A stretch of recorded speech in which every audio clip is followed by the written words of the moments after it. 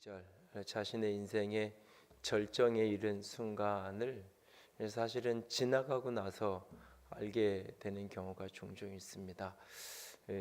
나라의 경제나 이런 것도 늘 지금이 최고로 좋아 이런 때는 사실 없어요. 지나가고 나서 경기가 하향 곡선을 그리기 시작했습니다. 뭐 이런 얘기를 하면 그러면은 작년에는 지난달에는 최고로 좋았던 거였네 라는 생각을 하게 됩니다. 지나가고 나서야 그때를 종종 알게 됩니다. 그래서 사람들이 이 인생의 절정의 때에 잘 나갈 때에 조심해야 된다. 예수님 바울이 했던 말씀처럼 손질로 생각하는 자는 넘어질까 조심하라 라고 하는 이런 말씀을 들을 때도 나는 별로 이렇게 서 있는 거라고 생각하지 않아. 그러니까는 나는 뭐 넘어질 일도 별로 없을 거야 생각을 합니다. 우리가 늘 교만하면 하나님이 대적하신다. 이 지난주 수요일에 그런 얘기를 했는데, 그러니까 모든 심판의 핵심 이유 중에 하나가 그들이 교만해서, 거만해서, 자만해서, 자기를 자랑해서 이렇게 이야기를 드렸는데, 그런 이야기를 들으면서도 그런 생각을 종종 합니다. 나는 뭐 자랑할 게 별로 없는데, 나는 교만하거나 거만할 게 별로 없는 사람인데 내가 무슨 교만하고 거만하겠어 라는 생각을 우리는 쉽게 할 때가 있습니다. 그러면서 그런 교만의 문제, 자만의 문제 이런 거는 나랑은 상관없어. 나는 그런 데는 별로 저촉되거나 걸리지 않는 사람이야 라고 쉽게 우리가 생각할 수 있습니다. 그러나 지나고 보면 그때 내가 참 교만했다 이런 걸 깨닫게 되어질 때가 있고, 하나님이 이래서 나에게 이런 시련을 허락하시고 이런 일을 또 겪게 하셨구나 라고 하는 것들을 지나고 나서 깨닫게 되어지는 경우가 종종 있습니다. 이 예레미야서 50장의 이야기, 50장, 51장의 이야기는 바벨론의 멸망에 대한 이야기입니다. 그리고 이 이야기가 사실 금요일 날 지금 이제 요한계시록을 설교하는 부분들하고 맞물려서 오늘은 예레미야를 가지고 바벨론 멸망에 대한 이야기를 해야 되고, 또 이번 주 금요일 날 내일 모레는 또 요한계시록을 가지고 또 바벨론 멸망에 대한 이야기를 이번 주 다음 주 사실 해야 되는데, 도대체 나도 잘 모르겠는 이 바벨론하고 멸망이 이야기하고 우리랑 무슨 관계가 있길래 이렇게 계속 이걸 얘기해야 되나 사실은 여러 가지 생각을 하게 되는데요. 사실 이 바벨론 예레미야서 50장, 51장이 바벨론의 멸망이 이야기되는 이 시점은 지난주간에도 잠깐 이야기 드린 것처럼 바벨론이 역사 속에서 가장 강한 시점, 가장 절정에 이르는 시점의 스토리죠.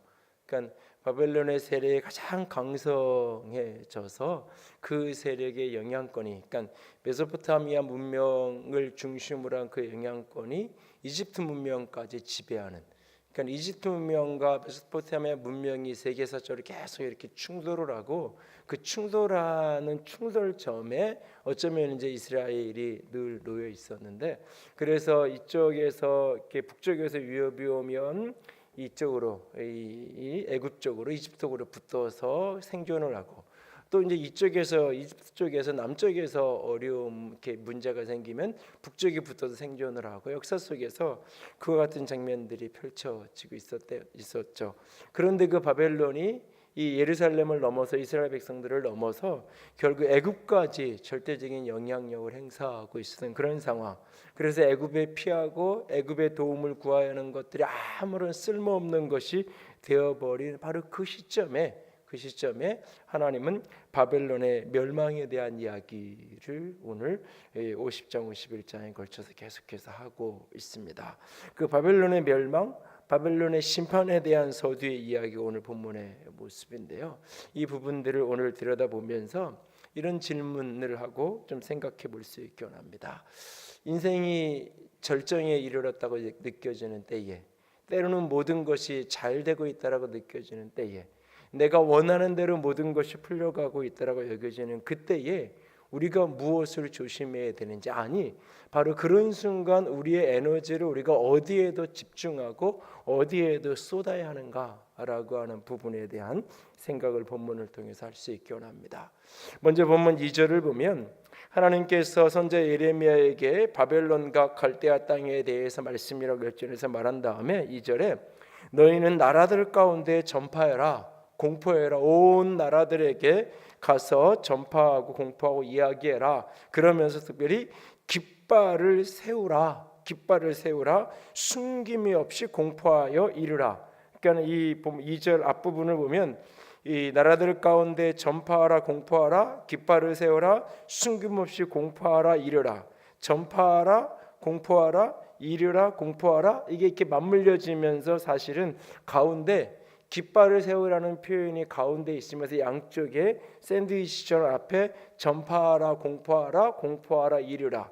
그러니까 세상계 가운데에서 이 하나님의 영광, 특별히 바벨론의 멸망을 선포하라. 그러면서 그 중심에 깃발을 세우라라고 이야기하고 있습니다. 이 성경에서 참 출애굽기에 보면 이 깃발의 표현이 여호와 니시, 하나님에 대한 모습으로 이 깃발, 성경에는 때로는 기치라고도 번역이 되어지는, 그러니까 깃발이, 그러니까 동양 문화권에서는 이 전쟁에 나가면 우리가 뭐 이렇게 이 명랑해전이나 이런 걸 보면은 다 이렇게 깃발을 들고 있잖아요. 명나라 장군이 오면 그 장군을 상징하는 깃발이 있고, 그러니까 동양권에서는 그 장수를 상징하는 깃발을 드는. 근데 이제 서구 문화권에서는 깃발을 들기도 하는데 이런 어떤 이렇게 쇠나 노수로 이렇게 만들어 놓은 기치, 그래도 상징, 엠블렘 같은 그런 것들을 이렇게 들기도 하는 그런 모습이 등장하죠. 이게 결국은 고대 사회에서는 깃발 뺏기 전쟁이에요. 그러니까 깃발이 들 올라가 있다는 것은 아직 그 장군이 살아 있다는 거고 그 영향력이 남아 있다는 거예요. 그 깃발이 빼앗기고 깃발이 꺾였다는 것은 그 나라의 영향력, 그 전쟁에 나간 그 장수가 죽었든지 장수가 도망갔든지 그 영향력이 사라져버린 그런 상황을 이야기하는 거죠. 그래서 이 느시라는 표현이 깃발, 그래서 이것이 이제 의역이 돼서 깃발이 들려 있다라고 하는 것은 하나님이 거기에 계신다는 이야기고, 적군의 깃발은 꺾여져 있는, 그래서 하나님이 이기고 승리하는, 그래서 이제 이 니시라는 표현이 승리, 이김으로 의역이 되지만 그 문자적인 뜻은 여호와 깃발, 하나님께서 우리의 깃발이 되신다라고 말하는데, 여기에 깃발을 높이 세우라고, 깃발을 세우라고 이야기합니다. 그러면서 전파해야 될 내용을 이야기하는데 2절 하반절에 보니까 바벨론이 함락되고 벨이 수치를 당하며 무로닥이 부스러지며 그 신상들은 수치를 당하며 우상들은 부스러진다 하라라고 이야기하고 있어요. 바벨론의 멸망과 함께 바벨론들이 믿던 신이 같이 다 몰락하고 우상이 더 부서지고 무너졌다라고 이야기하고 있는 것을 보게 돼요. 고대의 전쟁 속에서는 사람들이 자신들의 승리가 자신들의 믿는 신의 승리, 그래서 이 나라와 나라의 전쟁은 단순한 나라의 전쟁이 아니라 신과 신의 전쟁인 모습.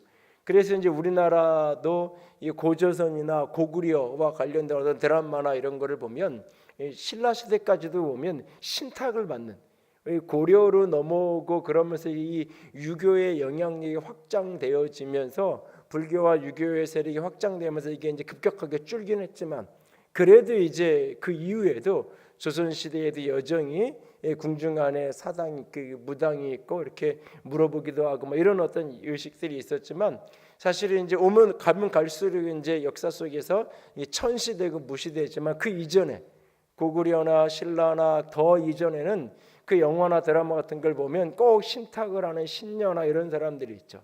그래서 왕보다 오히려 그 신탁을 받는 그 사람 더 힘을 갖고 있고 영향력을 행사하고 있고, 그 사람들이 왕을 교체하기도 하고 뭐 이런 식의 역사를 볼 수 있어요. 그러니까 전쟁에서 우리가 승리했다는 것은 우리가 이겼다는 것인 동시에 우리를 돕는 우리의 신이 우리를 도와주었다라고 하는 거죠. 그런데 오늘 깃발을 세우라고 말씀하시면서 바벨론이 함락되고 벨이 수치를 당하고 무로닥이 부스러지며 그 신상들이 수치를 당하고 우상들이 부스러진다라고 이야기하고 있습니다.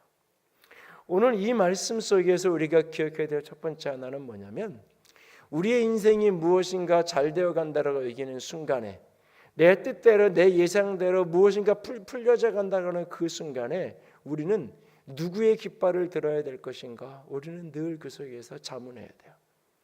우리는 바로 그 순간 내가 이만큼 누리고 이 자리에 서게 된 건 진정 하나님의 은혜와 하나님의 축복이라는 사실을 깨닫고 여호와의 깃발을 듣고 하나님의 깃발을 드는 인생이 되어야지, 그렇지 못하고 내 깃발을 들고 내 자랑을 내세우기 시작하고 내 공동체나 내 것을 드러내기 시작할 때 결국 그것은 또 다른 심판을 자초하는 모습이 될 수밖에 없는 거예요. 바벨론이 오늘 쓰임받고 있는 것은 바벨론이 잘나서가 아니었어요. 하나님이 이스라엘 백성들의 부정함과 죄악과 그 어둠에 대한 심판의 통로로 하나님이 바벨론을 하나님의 도구로, 하나님의 지팡이로 하나님께서 사용하고 있을 뿐이에요. 그때의 바벨론은 자신의 역할에 충실해서 자신의 도구로서의 역할을 충실하게 했다면 바벨론은 이와 같은 심판의 자리에 서지 않을 수도 있었어요.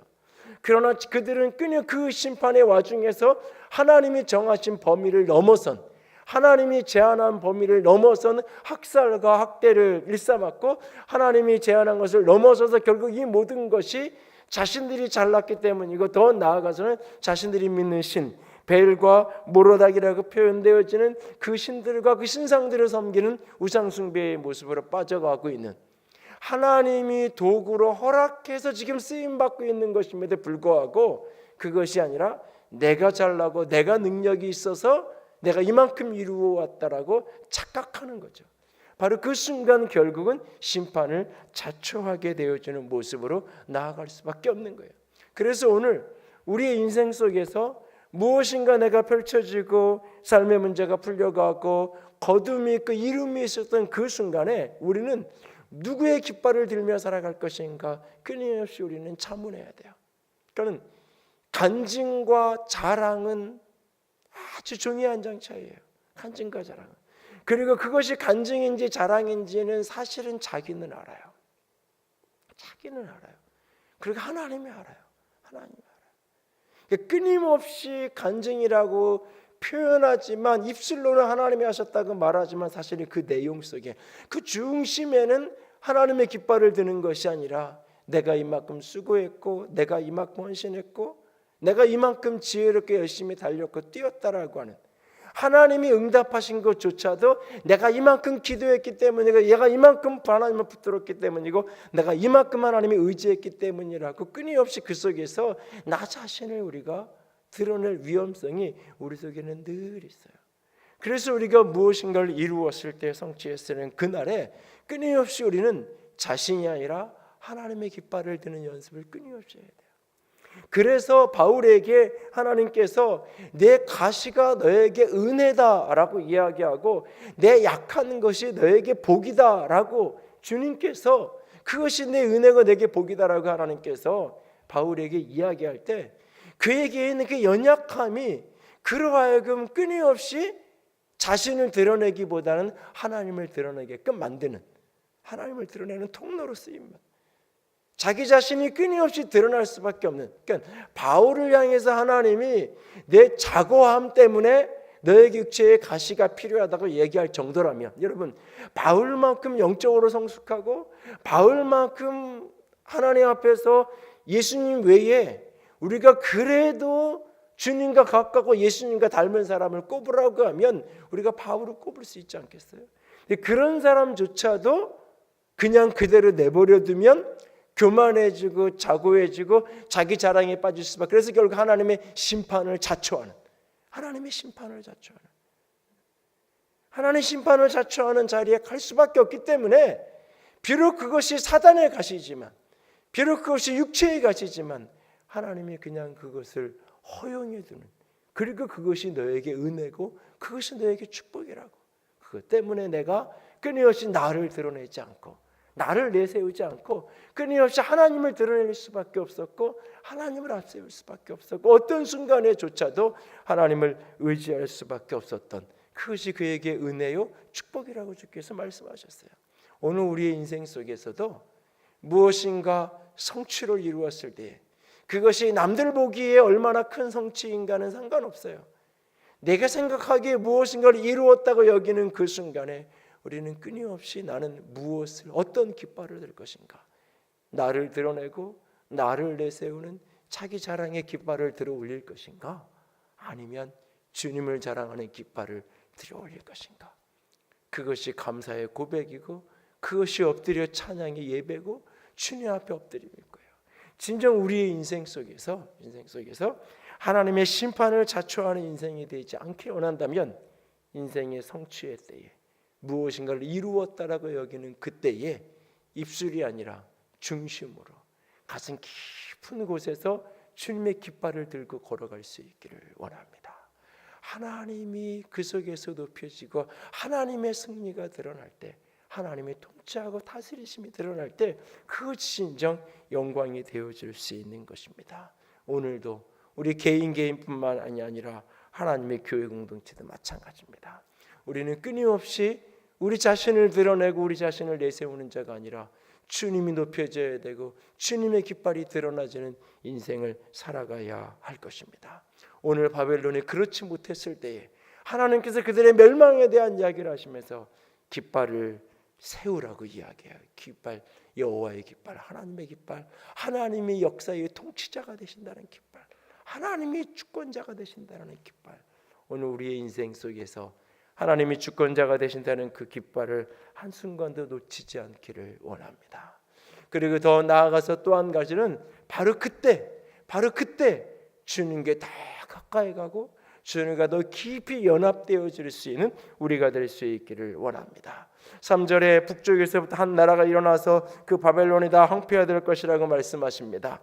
그러면서 4절에 그때에 이스라엘 자손이 돌아오며 유다 자손도 함께 돌아오게, 그 포로로 끌려갔던 그 백성들이 다시금 돌아오게 될 것이라고 말합니다.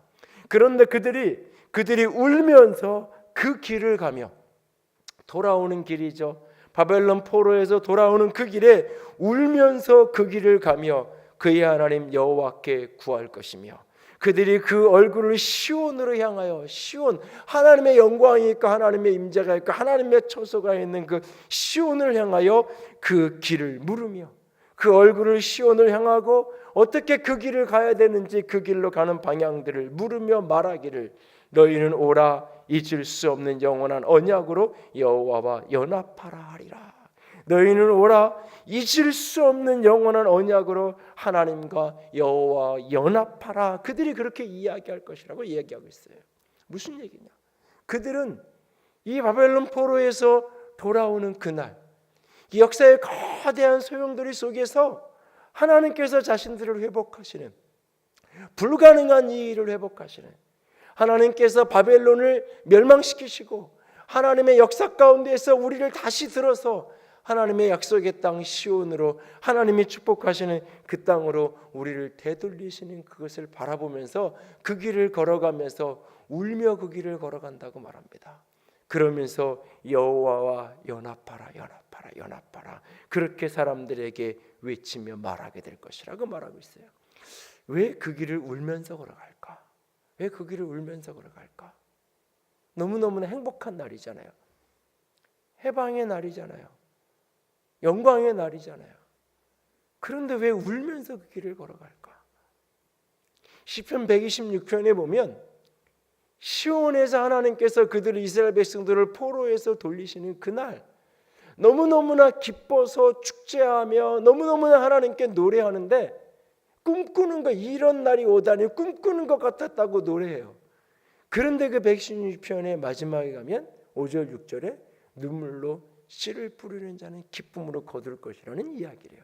역시 또 그 영광스러운 회복에 너무너무나 좋아가지고 꿈꾸는 것 같은 그 영광의 날, 눈물에 대한 이야기, 우는 이야기를 하고 있어요. 오늘 그들은 역사 속에서 뼈저리게 깨닫는 거예요. 하나님의 거대한 역사의 흐름 속에서 내가 잘나서 우리가 능력이 있어서 여기서 포로에서 지금 돌이켜지는 게 아니라 저 강한 바벨론을 하나님께서 당신의 주권으로 심판하시고 역시 교만해서 자만해서 흩어지고 멸망될 수밖에 없었던 우리들을 하나님이 그래도 언약을 기억하셔서 심판하시되도 아주 멸하지 아니하시고 심판 중에서도 아직 진멸하지 않으시고 심판 중에서도 하나님의 은혜를 주셔서 우리를 남겨주셨다가 그 비록 포로의 연약함이었지만 그 속에 남겨주셨다가 하나님의 역사의 거대한 때가 됐을 때 하나님이 회복하시고 하나님이 되돌리시는 그 길을 걸어가면서 때로는 감격하고 때로는 감사하고 그럼에도 불구하고 자기 자신들의 지난 세대의 죄악과 어두움 앞에 한없이 부끄럽고 그 눈물로 그 길을 물어 걸어가면서 이야기하는 거예요. 잊지 말라, 잊지 말라. 잊을 수 없는 영원한 언약으로 여호와와 연합하라. 여호와와 연합하라. 하나님과 한 몸이 되라. 한 몸이 되라. 무엇으로? 하나님의 언약으로. 하나님의 언약으로. 하나님의 말씀으로 하나님과 연합하고 하나님과 하나 되라고 우리에게 부탁하고 있어요. 오늘 내 인생에 무엇인가를 이루고 성취하는 그때에 우리가 더 집중해야 될 것은 뭐냐? 하나님 그분에게 집중하는 거예요. 하나님 그분에게 더 몰입하는 거예요. 하나님 그분의 언약과 약속에 더 몰입해서 나아가는 거예요. 이 NIV 성경에는 이제 비전이라는 단어로 돼 있어서 잠언에 보면 비전이 없는 백성들은 방자에 행한다, 교만하게 함부로 행한다. 이 비전이라는 이 표현이 이제 NIV에 돼 있고 우리 개역한 한글판 성경에는 그것을 묵시라고 번역을 했어요. 묵시. 묵시라고 하는데 그걸 이제 NIV에서 비전이라고 해놔서 비전이 있어야 겸손하게 되고 비전이 있어야 목표를 향해 달려가게 되고 비전이 있어야 인생을 함부로 살지 않는다라고 이야기하는데 그 비전이라고 말할 때 그것은 성경에서 뭐라고 얘기하냐? 말씀을 얘기하는 거예요. 언약을 얘기하는 거예요. 약속을 얘기하는 거예요. 비전은 보는 거예요. 내가 꿈을 만들어내는 게 아니에요. 내가 무언가를 설정하고 꿈꾸는 게 아니에요. 그러니까 제발 애들한테 네 꿈 뭐냐고 묻지 마세요. 꾸고 싶다고 꿔지는 게 아니기 때문에 나 하고 싶은 게 뭐냐고 묻지 마세요. 꾸어지는 게 아니에요. 그냥 보여지는 거예요. 보여지는 거예요. 사실은 그래서 묻고 싶으면 하나님께 가서 따져야 돼. 하나님 제 꿈이 뭐냐고요. 하나님 우리 아들 꿈이 뭐냐고요. 하나님께 물어야 되는 거고 하나님께 끊임없이 질문해야 되는 거예요. 얘한테 물어야 되는 게 아니에요. 자기 속에서 만들어내야 되는 게 아니니까 꿈은. 우리 애는 왜 이렇게 답답해 꿈도 없는지 모르겠어요. 근데 만들어내는 게 아니에요. 보여지는 거지. 하나님의 말씀이 와야 되는 거예요. 내가 약속을 하나님께 가는 게 아니에요. 하나님의 약속을 붙들어야 되는 거예요. 그 말씀을 들어야 되는 거예요. 끊임없이. 그러니까 하나님과 연합한다, 하나님과 가까이 간다라고 하는 것은 끊임없이 말씀 앞에 엎드려져서 말씀을 내가 듣는 거예요. 잊을 수 없는 그 언약으로 하나님과 연합하라고 말하고 있어요. 하나님이 내게 약속하셨던 것들, 하나님이 우리 민족에 약속하셨던 것들, 하나님이 이 백성에게 약속하신 것들을 끊임없이 그들이 포로에 들어가 있으면서도 그 과정 속에서 그들이 회복하기 위해서 가장 힘썼던 것 중에 하나가 말씀 운동이에요. 이스라엘 백성들이 바벨론 포로기를 들어가면서 그때 만든 게 뭐냐면 회당이에요. 이게 나중에 이제 예수님 시대에 와가지고 이것이 종교화되고 그러면서 많은 어려움을 만들어내지만 바리새인들의 선조였던 학사 에스라부터 시작해가지고 이 그들이 끊임없이 포로로 끌려가서 생각했던 건 뭐냐? 하나님의 말씀이에요. 우리가 건물로서의 장소, 지리적, 형식적인 어떤 물리적 장소로서의 성전, 여기 이 성전에 하나님이 계신다고 믿었고 이 성전에 하나님이 계시니까 우리는 멸망하지 않을 거라고 믿었는데 그 성전이 완전히 짓밟혀졌잖아요. 오히려 에스겔을 통해서 보여준 하나님의 환상은 그 성전에서 하나님이 떠났어요. 하나님의 영광이 떠났어요. 오늘날 가장 어리석은 사람들은 성경에서 명확하게 건물로서의 성전에서 하나님의 영광이 떠났는데 건물을 지어놓고 예루살렘에 건물을 세워놓고 이것이 하나님의 성전이라고 이야기하고 싶어하는, 그걸 세워야 된다라고 자금을 보고 그걸 세워야 한다라고 운동을 하고 힘을 키우려는 가장 어리석은 거예요. 하나님의 영광이 이미 떠났다고 성경은 명확하게 가르쳐주고 있는데 건물로서의 장소로서 하나님의 영광이 떠났어요. 그리고 그들이 깨닫는 게 뭐냐면 우리가 착각했구나. 하나님의 말씀을 버린 채로 우리가 어떤 종교의식을 하고 어떤 형식을 한들 그것은 아무런 의미가 없는 거구나. 그래서 우리가 다시 말씀으로 돌아가야 된다. 하나님의 언약으로 돌아가야 된다.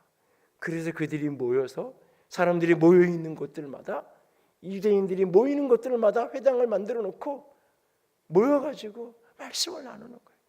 말씀을 나누는 거예요. 그것이 곳곳에 말씀을 만나는 반경 1km 이내의 지역마다 회당을 만들어 놓고 사람들이 안식일날 걸어갈 수 있는 그 거리 내에 만들어 놓고 그것에 모여서 말씀을 나누는 거예요. 더 이상 건물로서의 성전에 하나님이 계시는 게 아니라 하나님은 말씀을 우리 가운데 일하신다는, 하나님과 연합하고 하나님과 더 가까이 가기 원한다면 하나님의 언약으로, 잊을 수 없는 언약으로 하나님과 연합하라고, 하나님의 말씀 앞에 다 엎드려져야 되고 더 하나님의 말씀을 들어야 되고 더 하나님의 음성을 듣기를 갈망해야 되고 끊임없이 더 우리가 말씀으로 나아가야 되는 거예요.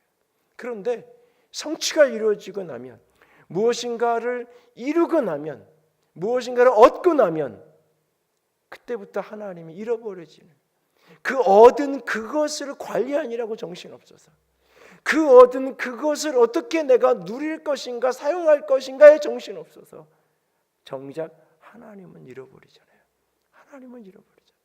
하나님의 말씀을 잃어버리고 하나님의 예배도 잃어버리고 하나님 그분을 놓쳐버리잖아요. 또 다른 어둠에 빠지게 되는 거예요. 결국 오늘 이스라엘 백성들이 자신들이 그 모든 것이 회복되어진 그 다윗의 영광, 솔로몬의 영광 속에서 결국은 하나님의 말씀을 잃어버린 것들을 그 포로 생활하면서 깨달아요. 특별히 이 포로에서 돌아왔던 1차 귀환을 했던 그들은 하나님 앞에 저희 헌신되어진 소수의 사람들만 1차 귀환을 하는 거예요.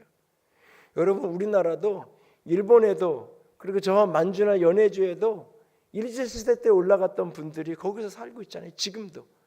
그런데 그분들이 해방이 되면 바로 우리 생각은 왜 안 돌아오지? 라고 생각하는데 거기에 가서 20년 30년 살면서 비록 빈 몸뚱아리 같지만 거기에서는 그래도 조그만 집이라도 얻었고 거기서 아이들을 낳고 어느 정도 그래도 조금이라도 비록 가난해도 어느 만큼은 살 수 있어요.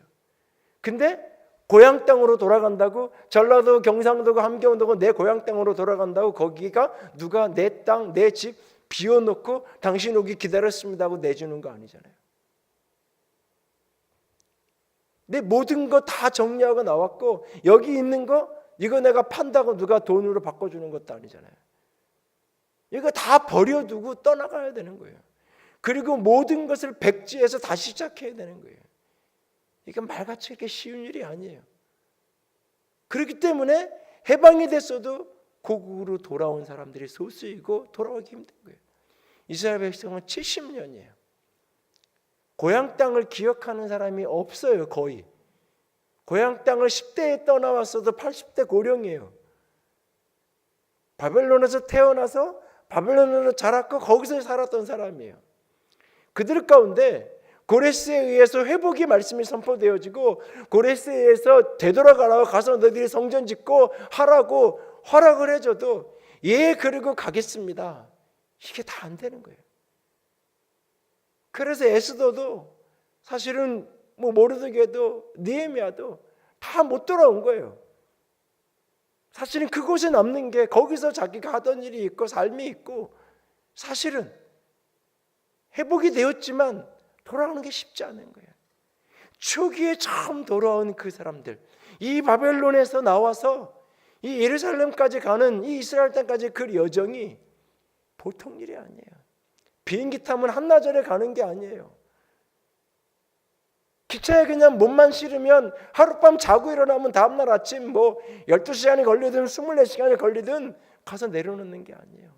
오늘 본문에 보면 길을 묻는다 그러잖아요. 바벨론에서 예루살렘으로 가는 길이 보통 길이 아니에요. 그 먼 길을 수 없는 위험이 처해진 그 길을 물어 몇 번 갔다 왔던 그런 길도 아니에요.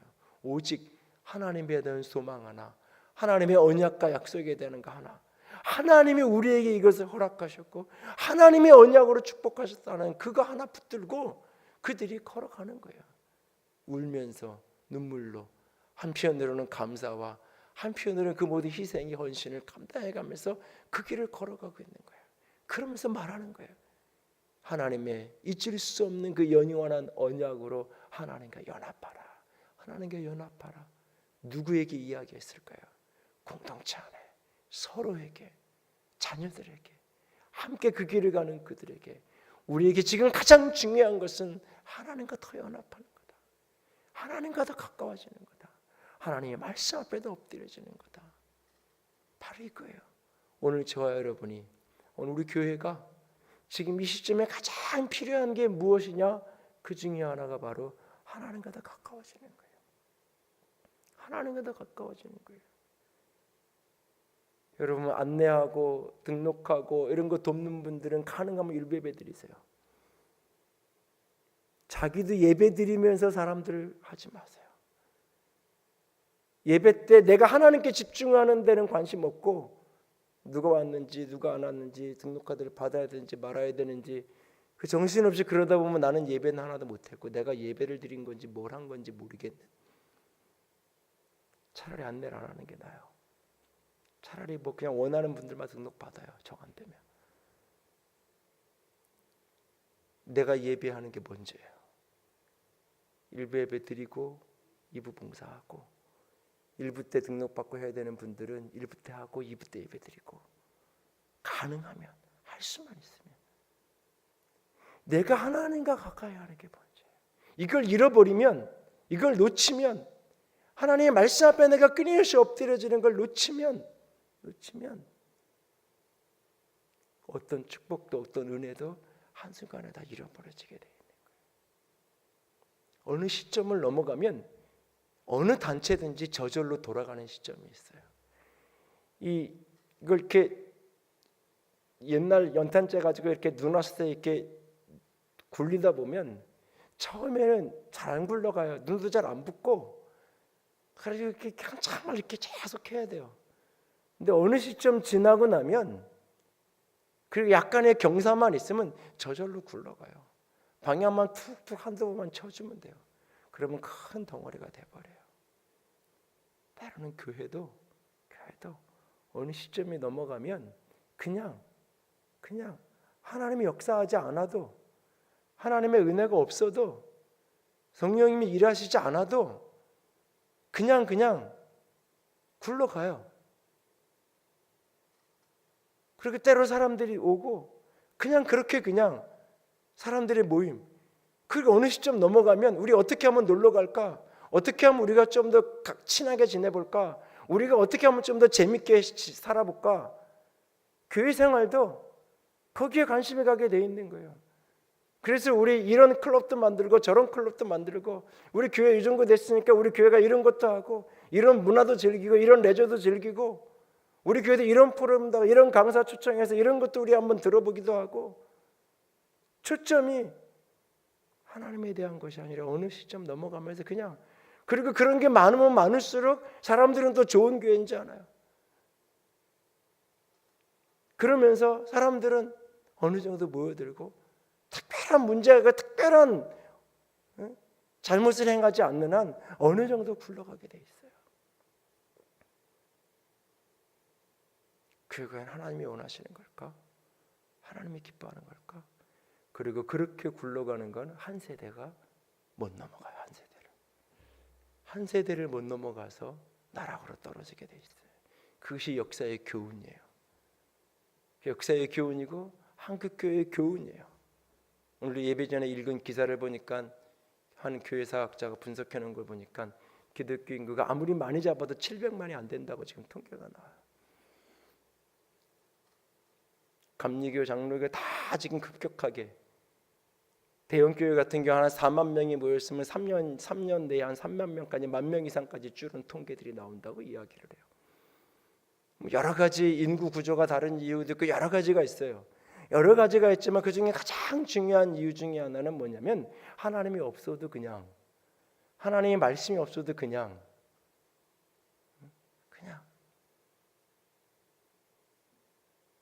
강단에서 떨어지는 말씀을 듣고 말씀이 내 삶을 움직여가지 않아도 그날 좋은 친구 만나면 되고 교회 가서 누구 만났으면 되는 거고 그래서 밥 먹고 같이 나누고 차 마시고 그러면 되는, 한 세대가 그렇게 지나고 나면 그 다음 세대는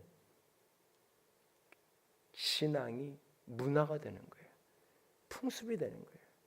그래서 결혼식 할 때, 장례식 할 때 평생에 몇 번 그렇게 그냥 예배당 출입하고 내 종교 뭐냐고 물으면 기독교인이라고 말하고 그냥 그렇게 그냥 사는 거예요. 이게 먼 남의 이야기가 아니에요. 근데 그게 어디서부터 오는 거냐? 실패와 절망과 가난하고 힘들 때에 하나님을 잃어버리기도 하지만 성공의 때에 무엇인가 이루었다고 하는 그때에 하나님과 친밀해지는 걸 놓치면, 하나님과의 연합을 잃어버리면, 잊지 못할 영원한 언약을 놓치면 우리도 그렇게 될 수 있는 거예요.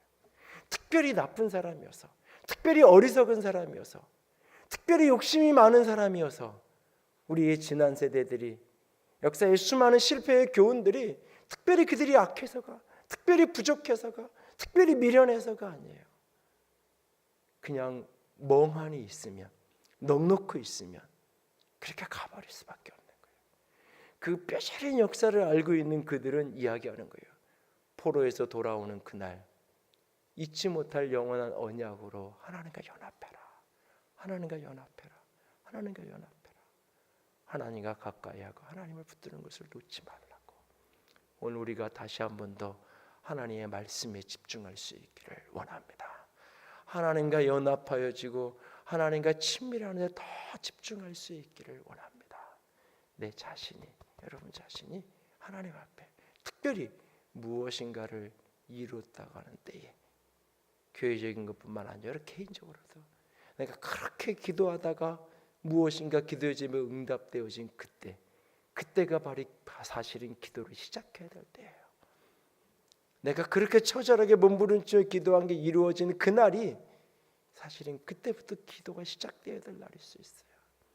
그래야 그 축복으로 응답으로 받은 그것이 내게 화가 되지 않고 내게 그것이 진정한 복이 될 수 있으니까 하나님 앞에 우리 모두가 다 엎드려질 수 있기를 원합니다. 성취의 때에, 이름의 때에 하나님의 깃발을 들고 내 이름, 내 명예, 내 자랑이 깃발 들지 말고 하나님의 깃발을 더 높이 들고 오늘도 당신의 언약, 긍휼하심, 나의 나된 것이 하나님의 은혜라고 바울이 고백했던 것처럼 하나님의 은혜와 사랑 때문에 내가 그를 먼저 사랑한 것이 아니라 주님이 나를 먼저 사랑해 주셔서 내가 여기까지 올 수 있었고 내가 여기까지 쓰임받아 여기까지 설 수 있었던 것, 오늘도 그 언약의 약속들, 내 인생 속에 주셨던 말씀들 붙들고, 그리고 오늘도 그 말씀 받기 위해 말씀 앞에 펼쳐져서 주여 말씀하시옵소서 내가 듣겠나이다. 주여 말씀하시옵소서 내가 듣겠나이다. 그렇게 하나님 앞에 끊임없이 엎드려지고 또 엎드려져서 그렇게 하나님과 친밀하고 하나님과 연합되어지면 우리의 인생이 화가 아니라 축복으로 영광으로 지속되어질 수 있을 것입니다. 그렇게 더 깊이 주님 앞에 여호와의 깃발을 들고 주님과 더 연합되어지는 우리 모두가 될 수 있기를 주님의 이름으로 부탁을 드립니다. 기도합니다.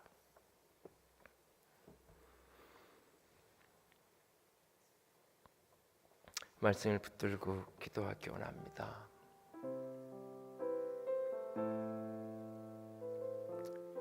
오늘 무엇인가 작은 이름과 거둠 속에서 혹시 내 이름을 자랑하고 싶고 내 수고를 드러내고 싶고 인정받고 싶고 나타내고 싶고 내 안에 있는 그 욕망을 주님 앞에 내려놓을 수 있게 원합니다.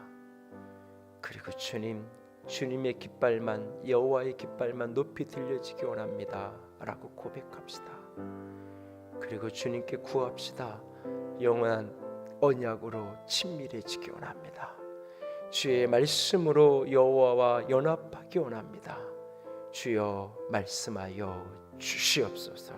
말씀의 영을, 주의 임재의 영을 더 가득 내게, 우리에게 기름 부어 주시옵소서. 함께 기도합니다. 사랑의 하나님, 영광의 하나님, 주님만을 찬양합니다. 주의 사랑하심과 주의 영광 되심과 주의 거룩하심과 주의 아름다운 가운데 더 깊이 주님만을 바라보기 원합니다. 아바 아버지 도와주시옵소서. 나의 마음이, 나의 영이 오직 주께로만 향하여지기를 원합니다. 더 온전히 주님의 영광 가운데 사로잡혀질 수 있기를 간절히 원합니다. 아버지, 내 마음을 주께로 약정하였사오니 받아주시옵소서. 아버지, 하나님 끊임없이 나를 자랑하고 싶고 나를 드러내고 싶고 끊임없이 사람들이 나를 알아주었으면 좋겠는 모든 욕망을 내가 주 앞에 꺾습니다. 주의 영광으로 덮어 주시옵소서. 생명으로, 사랑으로, 은혜로, 자유함으로, 거룩함으로 주께서 덮어 주시옵소서. 예, 주님, 하늘의 빛으로, 하늘의 아름다움으로, 은혜로 나를 사로잡아 주시옵소서. 주님 빛 가운데 나아가기 원합니다. 주님 영원하게 말씀을 내게 허락하여 주시옵소서. 잊을 수 없는 영원한 언약, 그 생명의 말씀으로 내가 주와 연합되어지기 원합니다. 주여 말씀하옵소서. 주의 종이 듣겠나이다. 주여 말씀하옵소서. 내가 주의 말씀을 듣겠나이다. 주님, 내게 말씀하여 주시옵소서. 내가 듣겠나이다. 주님 영광으로 덮어 주시옵소서.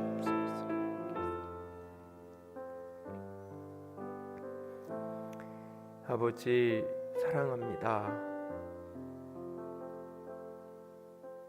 내 깃발을 들고 싶을 때마다 나의 깃발을 꺾을 수 있는 용기를 주시고 오직 주의 깃발만 높여질 수 있기를 원하나이다.